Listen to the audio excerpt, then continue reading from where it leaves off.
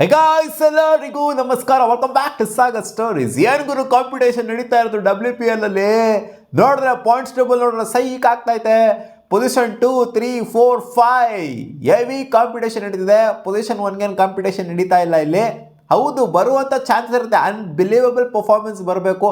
In case ಏನಾದರೂ ಮೊದಲನೇ ಸ್ಥಾನಕ್ಕೆ ಬರಬೇಕು ಅಂತ ಅಂದಾಗ ಹೆವಿ ಮಾರ್ಜಿನಲ್ ಹೆವಿ ರನ್ ರೇಟಲ್ಲಿ UP ವಾರಿಯರ್ಸ್ ಆಗಿರಲಿ, DC ಆಗಿರಲಿ, GG ಆಗಿರಲಿ ಗೆಲ್ತು ಅಂತ ಅಂದಾಗ ಇವ್ರು ಗೆಲ್ಲಬೇಕಾಗಿರೋ ಮಾರ್ಜಿನ್ ಪ್ರತಿಯೊಂದು ಮ್ಯಾಚು 60-70 ಗೆಲ್ಲಬೇಕಾಗೈತಿ. ಇನ್ನು ಇರೋವಂಥ 3 ಮ್ಯಾಚ್ಗಳಲ್ಲಿ ನೋಡ್ತು ಅಂತಂದರೆ RCBನ ರನ್ ರೇಟಲ್ಲಿ ಟ್ಯಾಕಲ್ ಮಾಡಬೇಕು, ಬೀಟ್ ಮಾಡಬೇಕು ಅಂತಂದಾಗ ಅದು ಪ್ರಾಕ್ಟಿಕಲಿ ಇಂಪಾಸಿಬಲ್ ಅಂತ ಹೇಳ್ಬೋದು. ಏನೋ ಒಂದು ಮ್ಯಾಚ್ ಗೆಲ್ಬೋದು, ಇರೋವಂಥ 3 ಮ್ಯಾಚ್ನು ಕೂಡ ಅದೇ ಥರ ಗೆಲ್ಲೋದು ನನಗೇನೋ ಅನ್ನಿಸ್ತಾ ಇಲ್ಲ.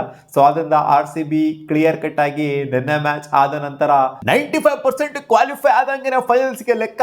ಬಟ್ ಅಫಿಷಿಯಲಿ ಇನ್ನೂ ಕ್ವಾಲಿಫೈ ಆಗಿಲ್ಲ ಅಷ್ಟೇ. ಏನಕ್ಕೆ ಅಂತಂದರೆ ರನ್ ರೇಟು ಇನ್ನೂ ಕ್ವಾಲಿಫೈ ಆಗ್ಬೋದು ಅನ್ನೋ ಥರ ಬಾಟಮಲ್ಲಿ ಇರುವಂಥವ್ರು, ಅಂದರೆ ಟಾಪ್ ಆಫ್ ದ ಟೇಬಲ್ಗಿನ್ನ ಬರುವಂಥ ಚಾನ್ಸಸ್ ಇದೆ ಅಂತ.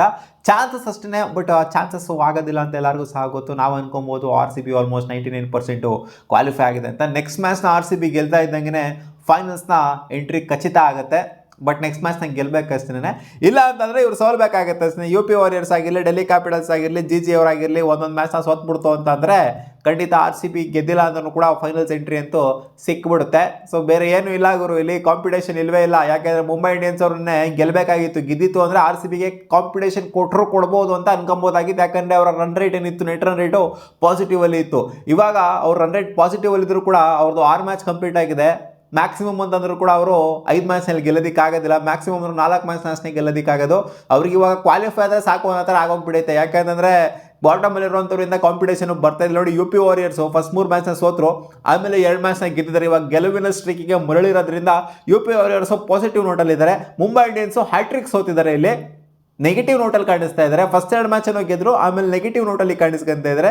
ಗುಜರಾತ್ ಜೈಂಟ್ಸ್ ಕೂಡ ನೆಗೆಟಿವ್ ಟ್ರೆಂಡಲ್ಲಿ ಕಾಣಿಸ್ಕೊಂತ ಇರೋದು ಮುಂಬೈ ಇಂಡಿಯನ್ಸ್ ಜೊತೆಗೆ. ಇಲ್ಲಿ UP ವಾರಿಯರ್ಸ್ ಆಗಿರಲಿ, ಡೆಲ್ಲಿ ಕ್ಯಾಪಿಟಲ್ಸ್ ಆಗಿರಲಿ ಒಂದು ಸ್ವಲ್ಪ ಪಾಸಿಟಿವಿಟಿ ಕ್ರಿಯೇಟ್ ಆಗಿದೆ. UP warriors back to back ಗೆದ್ದಿದ್ದಾರೆ, ಜೊತೆಗೆ ಡೆಲ್ಲಿ ಕ್ಯಾಪಿಟಲ್ಸು ಸೋತು ಗೆದ್ದಿದ್ದಾರೆ.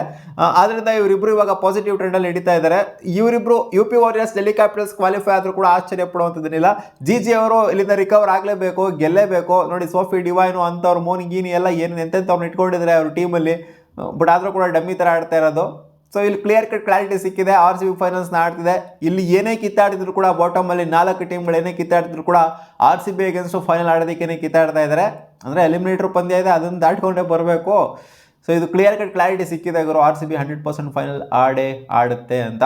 ಯಾಕೆ ಅಂದರೆ ಮುಂಬೈ ಇಂಡಿಯನ್ಸು ನಿನ್ನೆ ಮ್ಯಾಚ್ನ ಸೋತಿರೋದ್ರಿಂದ, ಅವ್ರೇನಾದ್ರು ಗೆದ್ದಿತ್ತು ಅಂತಂದರೆ ಪಾಸಿಟಿವ್ ರನ್ ರೇಟ್ ಇರೋದ್ರಿಂದ ಹತ್ರ ಬಂದರೂ ಬರ್ಬೋದು ಅಂತ ಅನ್ಕೊಬೋದಾಗಿತ್ತು. ಇಲ್ಲಿ ಎಲ್ಲ ನೆಗೆಟಿವ್ ರನ್ ರೇಟಲ್ಲಿದ್ದಾರೆ, -0.483 ಸೊ ಇವ್ರು ಪಾಸಿಟಿವ್ ಬರಬೇಕು ಅಂದರೆ 2 ಮ್ಯಾಚ್ 3 ಮ್ಯಾಚ್ ಬೇಕು ಅಲ್ಲ ನೋಡೋಕೆ ಹೋಯ್ತು ಅಂದರೆ.